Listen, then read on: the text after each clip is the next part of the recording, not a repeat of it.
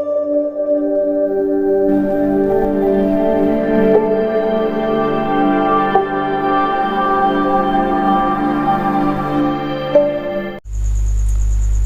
दोस्तों, स्वागत है आप लोग के अपने चैनल रुद्रा क्लास में। तो मित्रों, मैं आज इस वीडियो में आप लोग को बताने वाला हूं और बहुत ही बेहतरीन तरीके से आप लोग को समझाने वाला हूं कि रेलवे ग्रुप डी के लिए जो महत्वपूर्ण सूत्र, यानी जिसके द्वारा आप लोग को भी मालूम होगा कि रेलवे के ग्रुप डी के एग्जाम में जो भौतिक विज्ञान के प्रश्न बन रहे हैं वो एक सिलेक्टेड जो चैप्टर हैं उन्हीं से बन रहे हैं, ठीक है ना।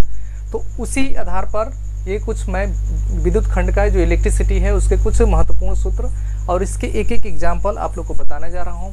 और मुझको उम्मीद है कि इसमें से ज़रूर एक न एक प्रश्न आपको ये पेपर में देखने को ज़रूर मिलेगा, ठीक है ना। आइए देखते हैं। तो आवेश का सबसे पहले हम चर्चा करते हैं। आवेश कैसे कैसे निकाल सकते हैं, किस किस आधार पर हम आवेश की गणना कर सकते हैं। देखिए, एक तो वैद्युत धारा के सूत्र से होता है, सबको मालूम है, I बराबर होता है Q बटा में T। तो वहाँ से आप आवेश निकाल सकते हो। लेकिन उसके साथ साथ आवेश निकालने के कुछ अन्य भी नियम हैं। जैसे समझिए, अगर जो मान लीजिए कभी एग्जाम्पल समझिए, यदि क्वेश्चन दे दिया कि एक वस्तु है और इस पर दो चीज़ दिया है। अगर जो मान लीजिए दे दिया प्रोटॉन की संख्या दे दिया आपका 18 और यहाँ इलेक्ट्रॉन की संख्या दे दिया आपसे 16, और तब आपसे पूछेगा, ध्यान से समझिए, कह देगा कि एक वस्तु है जिस पर प्रोटॉन है 18 और इलेक्ट्रॉन है 16। देखिए, कुछ बेसिक नॉलेज तो आपको होना ही चाहिए। आपको ये कम से कम मालूम होना चाहिए कि प्रोटॉन पे प्लस आवेश होता है, इलेक्ट्रॉन पे जो होता है ऋण आवेश होता है। कितना होता है तो याद रखिए, इलेक्ट्रॉन और प्रोटॉन पर दोनों पर तो बराबर आवेश होता है, ये जिसको मूल आवेश कहते हैं हम लोग, 1.6 × 10⁻⁹ कूलाम। लेकिन प्रकृति बदल जाती है। आप लोग को मालूम हुआ कि ये प्रोटॉन पर इतना ही आवेश प्लस का होता है और इलेक्ट्रॉन पर उतना ही आवेश माइनस का होता है। तो प्रकृति बदल जाती है लेकिन मूल आवेश उतना ही होता है, E = 1.6 × 10⁻⁻19। तो कैसे हम निकालेंगे, जैसे समझिए, तो हमको सबसे पहले ध्यान इस बात का देना है कि उस वस्तु पर क्या चीज़ अधिक है। क्योंकि जिस चीज़ पर, अब अगर जो कोई भी चीज़ ले लीजिए, जहाँ पर जिसकी अधिकता होगी, मान लीजिए कोई यहाँ पे वस्तु है और जिस चीज़ की यहाँ पे अधिकता होगी, जैसे प्रोटॉन की अधिकता हो गई तब पूरा प्रोटॉन का ही एक छत्र राज रहेगा। इलेक्ट्रॉन कमी हो गई तो इलेक्ट्रॉन का नहीं होगा, क्योंकि इलेक्ट्रॉन और प्रोटॉन पावर तो बराबर होता है। तो 16 प्रोटॉन और 16 इलेक्ट्रॉन एक दूसरे को निरस्त कर देते हैं, लेकिन 2 प्रोटॉन यहाँ पे बच जाता है। अब बताइए, जब 2 प्रोटॉन यहाँ बच जाएगा तो कन्फर्म है कि प्रोटॉन पर प्लस आवेश होता है, तो इस वस्तु पर कैसा आवेश होगा, प्लस आवेश होगा। लेकिन कितना प्लस आवेश होगा, इसके लिए एक सूत्र का यूज कीजिएगा आप लोग, Q बराबर NE। याद रखिएगा, Q बराबर NE। N क्या है, तो N यह दिखाता है कि इसमें से क्या चीज़ अधिक है और कितना अधिक है। तो देखिए, प्रोटॉन अधिक है, तो प्रोटॉन अधिक है तो कौन सा आवेश होगा, प्लस आवेश होगा। कितना प्रोटॉन अधिक है, तो 2 प्रोटॉन अधिक है। तो यही N का मान होता है, N बराबर होता है कितना, 2। Q का मान निकाल दीजिए, N का जगह पे 2 रख देंगे, और E का मान आप जानते हैं 1.6 × 10⁻⁻19 कूलाम होता है। तो Q बराबर हो जाएगा आपका 3.2 × 10⁻⁻19 कूलाम। और कैसा आवेश होगा, तो ये होगा धन आवेश। क्यों, क्योंकि प्रोटॉन पर कैसा आवेश होता है, धन आवेश होता है, और प्रोटॉन ही यहाँ पे अधिक है।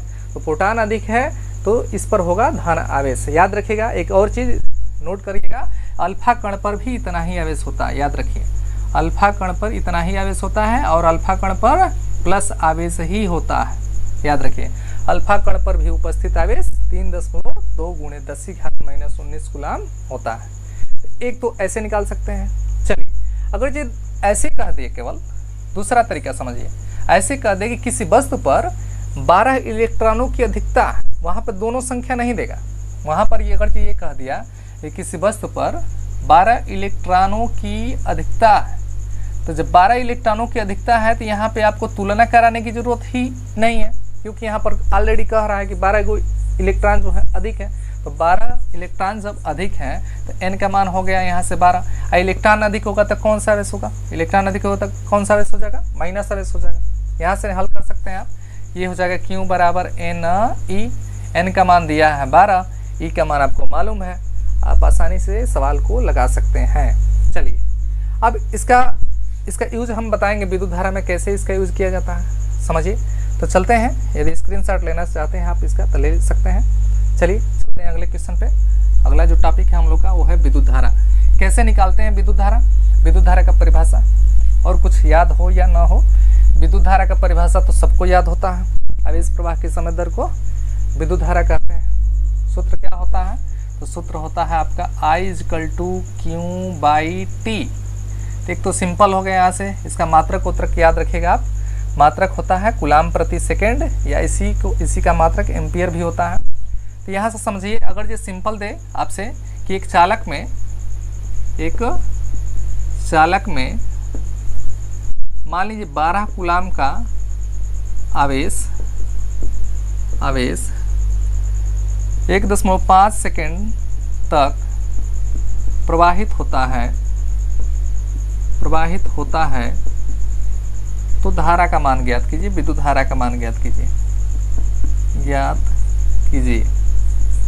तो कैसे हल करेंगे, आप जानते हैं क्यों का मान दिया है 12 कूलाम, समय का मान दिया है 1.5, लगा दीजिए सूत्र। I = होता है क्यों का मान दिया है 12, समय दिया है 1.5, हल कर दीजिए। 10 पॉइंट घटेगा तो एक ऊपर 0 बढ़ जाएगा, घटाएंगे इसको तो हो जाएगा 8 एम्पियर। ये तो सबसे सिंपल है। ऐसे तो लगभग हमको लग रहा है कि नहीं पूछेगा, उस जगह तो और अच्छा है। चलिए देखिए, लेकिन दूसरा तरीका समझिए, I = Q/T से कैसा न्यूमेरिकल बन रहा है उसको समझना हमको। समझिए तो बन कैसा न्यूमेरिकल रहा, कह रहा है यही चीज़ कि किसी चालक में 12 जो है मुक्त इलेक्ट्रॉन 5 सेकेंड या 3 सेकेंड तक प्रवाहित हो रहे हैं। ये पहला क्वेश्चन, इसको दूसरा बना लीजिए। 12 मुक्त इलेक्ट्रॉन 3 सेकेंड तक प्रवाहित हो रहे हैं, तो बताइए धारा कैसे निकालेंगे। अब समझिए, I = Q/T है, और अभी जस्ट इसके पीछे हम लोग पढ़े हैं कि I = होता है Q की जगह पे क्या लिखेंगे NE, और बटा में क्या हो जाएगा T। अब बताइए N का मान तो दिया है ना 12, तो I = हो जाएगा 12, E का मान हमको मालूम है 1.6 × 10⁻⁻19 कूलाम होता है, और T का मान दिया है कितना सेकेंड, 3 सेकेंड, तो 3 से कटा दीजिए, इसको 4 बार में हो जाएगा। ये हो जाएगा 1.6 × 10⁻⁻19 गुणा करा दीजिए, 16 में 4 से गुणा कराएंगे 6.4 × 10⁻19 कूलाम। याद रखिए, सॉरी कूलाम नहीं, आपका एम्पियर होगा, क्योंकि धारा का मात्रक एम्पियर या कूलाम प्रति सेकेंड होता है। तो आप आसानी से विद्युत धारा निकाल सकते हैं, इससे अधिक आपसे नहीं पूछेगा। हाँ, एक और चीज़ है, ओम के नियम से विद्युत धारा का मान पूछ सकता है। तो ओम के नियम आपको पढ़ना पड़ेगा। ओम का नियम क्या होता है, तो आप लोग को मालूम है V = IR होता है। यहाँ से आप I का मान निकाल सकते हैं। तो I = क्या होता है, V/R होता है। तो जब V और R दे तब आपको ये सूत्र लगाना है। जब इलेक्ट्रॉनों की संख्या दे और समय दे तब आपको ये सूत्र लगाना है I = NE/T। जब आवेश तथा समय दे तो आपको सूत्र लगाना है I = Q/T। और जब केवल इलेक्ट्रॉन दे आवेश पूछे तो आपको पहला सूत्र हम बता दिए हैं। आइए देखते हैं प्रतिरोध कैसे निकालते हैं। चलिए देखिए, तो प्रतिरोध निकालने के लिए क्या कर रहा है, आप लोग को डायग्राम दे करके डायरेक्ट प्रतिरोध पूछ रहा है। ऐसे समझिए, अगर जी यहाँ पे कह दिया, मान लीजिए यहाँ कोई सेल है, ठीक है, और यहाँ पर एक प्रतिरोध है, ठीक, प्रतिरोध का मान दे दिया मान लीजिए 12 ओम, और यहाँ पर दे दिया इसका जो वोल्ट है, यानी सेल का वोल्ट दिया है 20 वोल्ट, और आपसे पूछ रहा है बताओ इसमें प्रवाहित धारा का मान बताइए, धारा का मान कैसे निकालेंगे, धारा का मान आपसे पूछ रहा है। मान लीजिए तो V बराबर अभी हम पढ़े हैं, ओम का नियम होता है V = IR। I का मान निकालेंगे तो हो जाएगा V/R। V का मान दिया है आपके पास 20 वोल्ट, इसका मान दिया है 12, कटा सकते हैं आप इसको, जितना आएगा उतना एम्पियर जो हो गया, इसका धारा का मान हो गया 20/12 एम्पियर। उसको कटा सकते हैं आप और सरलता से हल कर सकते हैं। अब यहीं से R का मान निकाल सकते हैं। R अगर इग्नोर कर दिए, जैसे मान कर चलिए, इसी सवाल पे हम बता दे रहे हैं आप लोग को। अगर जो मान कर चलिए यहाँ से कह दिया R का मान नहीं दिया है, R का मान हमसे पूछ रहा है R का मान, और कह दिया इसमें 3 एम्पियर की धारा प्रवाहित हो रही है, तो बताइए R का मान कितना होगा। ज्ञात, ये जो अज्ञात प्रतिरोध है इसका मान निकालना है। तो हम जानते हैं कि V बराबर होता है IR, 2 बार रटिए, याद हो जाएगा। तो R का मान निकालेंगे तो हो जाएगा V/I। V का मान 20, I का मान 3, R का मान हो जाएगा 20/3। क्या होता है इसका मात्रक, तो याद रखिए इसका मात्रक होता है ओम। प्रतिरोध का मात्रक क्या होता है, ओम होता है। अब प्रतिरोध का एक और मात्रक याद रखिएगा, वोल्ट प्रति एम्पियर भी कहीं कहीं इसका मात्रक लिख देता है, तो कंफ्यूज होने की ज़रूरत नहीं है। अब एक सवाल बहुत बार बार पूछ रहा है आप लोगों से कि प्रतिरोधों का श्रेणी क्रम संयोजन और समांतर क्रम संयोजन, याद रखिएगा। तो प्रतिरोधों का श्रेणी क्रम संयोजन, समांतर क्रम संयोजन क्या होता है? देखिए, श्रेणी क्रम का मतलब क्या होता है? तो श्रेणी क्रम का मतलब होता है, जैसे मान लीजिए कोई समझिए, अगर जे यहाँ पे ऐसे 2-4 लोग हैं, एक आदमी ये हो गया, एक आदमी ये हो गया, एक आदमी ये हो गया, और ऐसे है, इन लोग का हाथ मान लीजिए ऐसे पकड़े हैं ये सब, तो ये हो गया, मान लो ये प्रतिरोध हो गया R1, ये हो गया R2, ये हो गया R3। ध्यान से समझिए। तो अब ये सभी आपस में मिल गए, तो आपस में मिल गए हैं तो इनका पावर क्या होगा? बढ़ेगा। टोटल पूछ देगा, टोटल प्रतिरोध, तुल्य प्रतिरोध बताइए, टोटल प्रतिरोध, कुल प्रतिरोध बताना है। तो यहाँ पे जो श्रेणी क्रम होता है उसका सूत्र होता है R1 प्लस R2 प्लस होता है R3। याद रखिए, श्रेणी क्रम में एकदम सिंपल है, श्रृंखला बनाए हैं लोग, श्रेणी को ही श्रृंखला कहते हैं। तो श्रृंखला ऐसे ही नहीं बनाते हैं, जैसे मान लो ये मानव श्रृंखला, तो ये श्रृंखला बनाया, तो श्रृंखला में श्रेणी क्रम में ऐसे सिंपल जोड़ देना है, R = R1 plus R2 plus R3। उसके बाद समांतर क्रम में क्या होता है? तो जस्ट इसका उल्टा। समांतर क्रम में कैसे होगा? जैसे मान लीजिए एक आदमी यहाँ पे खड़ा है ऐसे, ठीक है, एक आदमी ऐसे खड़ा है और एक आदमी ऐसे खड़ा है, तो मान लो ऐसे हो गया, और ये इसका हाथ है ऐसे होगा। इतना बड़ा बड़ा हाथ तो होगा नहीं, मानना ही ना है, चलिए मान लीजिए। तो मान लीजिए ये जो क्रम है ये हो गया समांतर क्रम। समांतर क्रम जस्ट इसका उल्टा होता है, ये पैरेलल होता है, और इसमें तुल्य प्रतिरोध निकालते हैं 1/R = 1/R1 plus 1/R2 plus 1/R3, ऐसे निकालते हैं समांतर क्रम का। आइए 2 एग्जाम्पल से समझ सकते हैं इसको, कैसे हल करेंगे हम लोग सवाल। याद रखिएगा, श्रेणी क्रम में R = R1 plus R2 plus R3, और समांतर क्रम में होता है 1/R = 1/R1 plus 1/R2 plus 1/R3। चलिए देखते हैं कैसे हल करते हैं सवाल को।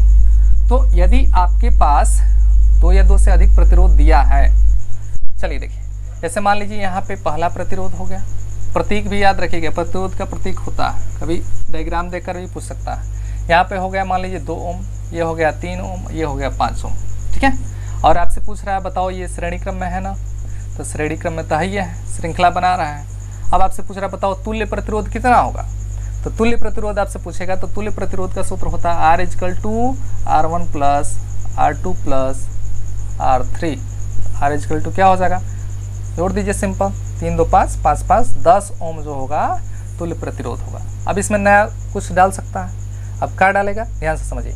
मान लीजिए कहा दिए कि इसको हम 20 वोल्ट के सेल से जोड़ दिए, ध्यान से समझिए, इसमें हम क्या जोड़े? 20 वोल्ट के सेल से जोड़ दिए, तो बताइए कि धारा कितनी प्रवाहित होगी। ऐसे भी क्वेश्चन दे सकता है कि जब 20 वोल्ट की इसको सेल से जोड़ दिए तो धारा का मान I = होता है V/R।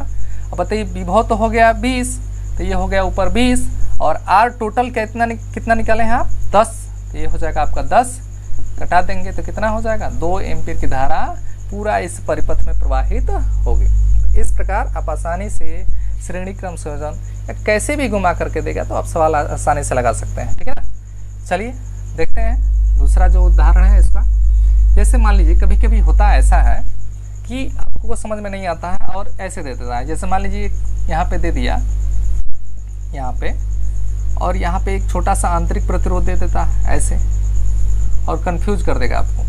देखिए यहाँ पे दे दिया मान लीजिए 4.5 ओम, और यहाँ पे दे दिया 1.5 ओम, और यहाँ पे हो गया आपका 20 वोल्ट, या हो गया 18 वोल्ट, 18 वोल्ट हो गया,